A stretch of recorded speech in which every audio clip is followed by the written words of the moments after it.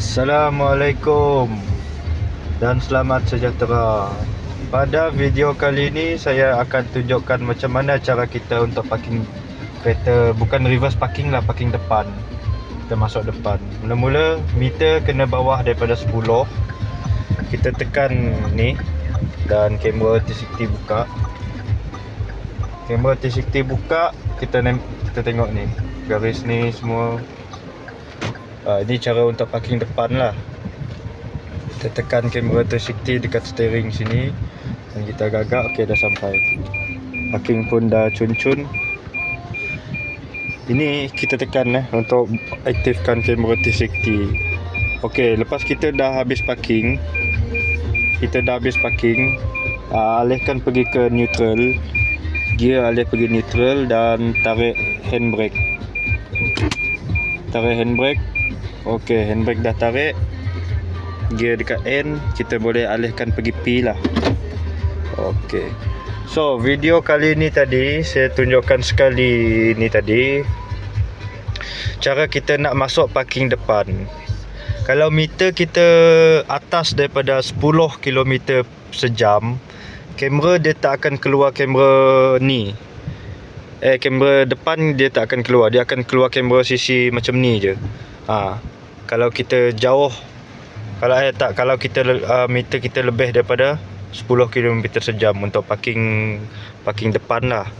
Kita bukan reverse parking, kita parking depan. Okey. Kalau dia dah bawah daripada 10, baru dia akan keluar macam ni.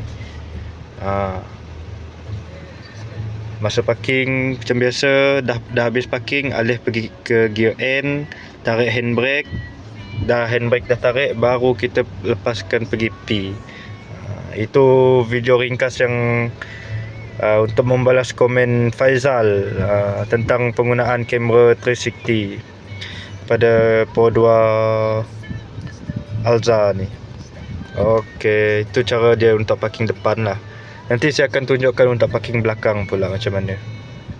Parking belakang tak perlu tekan apa-apa lah, kita just parking je lah, ikut macam biasa lah.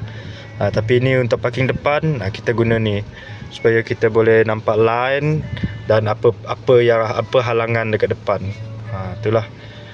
Okey, sambungan lah video tadi. Kenapa saya cakap tak boleh, meter tak boleh lebih daripada 10 km sejam.